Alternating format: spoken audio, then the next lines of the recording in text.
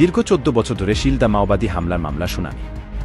প্রায় ৭০ জনের সাক্ষ্য গ্রহণের পর অবশেষে মঙ্গলবার এই মামলায় অভিযুক্ত সকলকেই দোষী সাব্যস্ত করলেন মেদিনীপুর জেলা আদালত।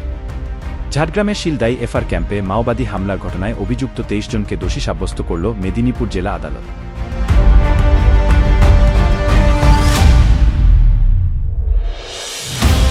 মঙ্গলবার মেদিনীপুর জেলা আদালতের ষষ্ঠ অতিরিক্ত জেলা দায়রা বিচারক সেলিম শাহির এই মামলায় অভিযুক্ত ২৩ জনকে দোষী সাব্যস্ত করেন। এই মামলায় মোট ২৪ জনের বিরুদ্ধে অভিযোগ দায়ের হয়, যার মধ্যে একজনের ইতিমধ্যেই মৃত্যু হয়েছে এবং একজন জুভেনাইলে রয়েছে। বাকি ২৪ জনকেই আজ আদালতে হাজির করা হয়।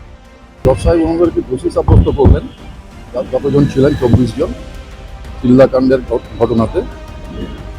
ওনারা দোষী সাব্যস্ত করলেন আইপিসির ১২০, ১২১, ১২১A, ১২২, ইউএপিএর 16, 18, 39 এগুলোতে এবং আর্মস অ্যাক্টের 25, 27 আর এক্সপ্লোসিভ সাবস্টেন্স অ্যাক্টের E4 উনি আজকে সমস্ত দোষী সাব্যস্ত করেছেন।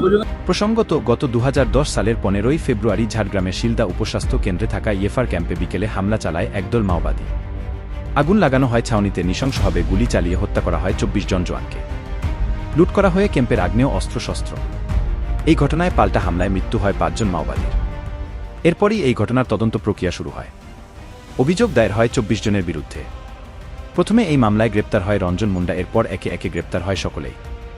এরপর সিডি ২০১১ সালে চার্জশিট পেশ করা হয় এবং এই মামলা ঝাড়গ্রাম আদালত থেকে স্থানান্তর হয় মেদিনীপুর জেলা আদালতে। দীর্ঘ ১৪ বছর ধরে শিলদা মাওবাদী হামলার মামলা শুনানি ও প্রায় ৭০ জনের সাক্ষ্য গ্রহণের পর অবশেষে মঙ্গলবার এই মামলায় অভিযুক্ত সকলকেই দোষী সাব্যস্ত করলেন আদালতের বিচারক।